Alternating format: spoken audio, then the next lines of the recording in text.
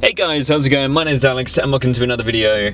Today we're going to be looking at shifting, changing gears, anything you'd like to call it. We're going to be looking at upshifting and downshifting. Both are, I'd say, underrated aspects of driving that when you get them right, they really make the driving experience that much more fun. So, downshifting, when you go down a gear, say from 4th to 3rd gear. Upshifting, when you go from a lower gear to a higher gear, like 3rd to 4th. And really there isn't too much to say about this, but there are a few tips and tricks that will make it easier for you to learn. So when you're driving your car, changing gear is something that should be a smooth action. When you're learning to drive, people say changing gear is like a sort of a step-by-step action. People say you need to come off the power, put in the clutch, change the gear, release the clutch, and then go from there. When in fact, the action you need to be doing is more of one motion. So the act of changing gear almost coincides with putting in the clutch, and you do everything at roughly the same time. Your clutch needs to be at least past the biting point before you go to change gear, and you shouldn't take too long to then, once you've changed gear, pull the clutch back out. So whenever you put in the clutch, the revs will naturally start to drop, and this is because you've come off the power. All this means is that when you're changing gear, you need to be as quick and smooth as possible with your clutch. The time it takes for the clutch going in, the gear to change, and the clutch to come out again should be about a second. That's all it is. When you first learn how to drive a car, downshifting is something very simple. All it is when you go from a gear such as 4th to 3rd or 3rd to 2nd, any higher gear into a lower gear, and you release the clutch slowly to make sure that your car doesn't lurch forwards when you release it. Now the reason the car lurches forwards is because your engine speed has to increase to your road speed when you go down a gear. And when you're passing your test, this is all you need to do. Just release the clutch slowly, be gentle with it, and you will pass, no worries. But when you decide to get out onto the road yourself, you have your own car, and you want to look after your clutch, you want to look after your transmission and drive faster, then rev matching is the way to go. So, instead of just releasing the clutch, what you want to do, say if you're going to go 4th to 3rd gear, is when you put the clutch in, add a little bit of throttle, and then release the clutch slowly. Doing this will stop you using the clutch to be matching your engine speed to your road speed, and instead you're using the throttle, and the clutch doesn't have to do any work then. You are using the throttle to do all the work.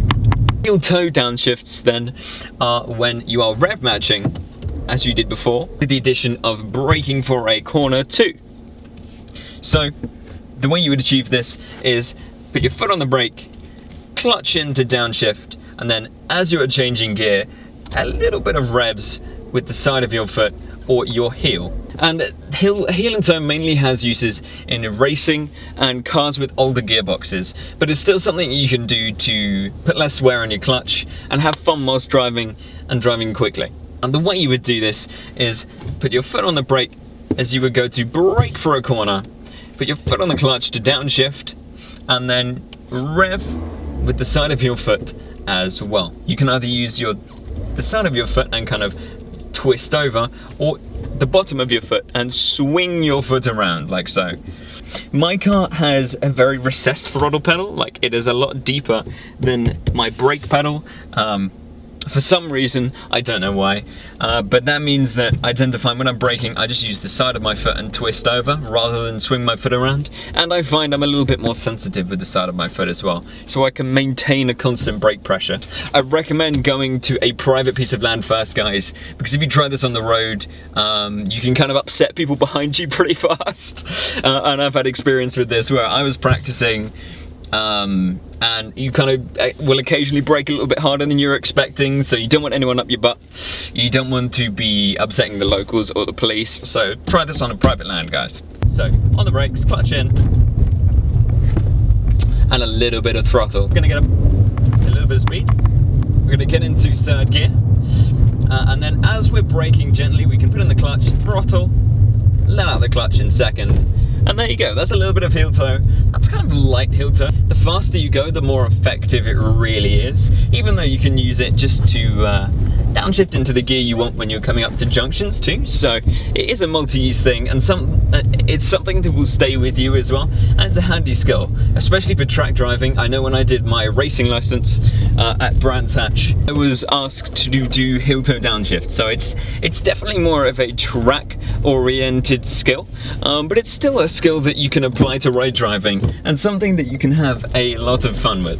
One of the things you've got to avoid is when you go to change gear, you've got to avoid not having the clutch in enough, because you will get a nasty crunching noise from the gearbox, and you'll feel it as well. The gear stick will kind of vibrate and resist going in. Don't force it in, put the clutch in more and let the gear go in naturally. It will kind of slot in when you get it right. Now, there's been a little bit of controversy recently I've seen on websites like Car Throttle and YouTube when it comes to resting your hand on the gear stick when you're driving. This is something that some people believe causes wear on the selector forks of your gearbox when you're driving. So my idea is, it's safer to keep two hands on the wheel anyway, so don't keep your hand on the gear stick. Hold the handbrake if you need to, just rest it down here. Try and avoid it if you can. It's not worth it, I'd say.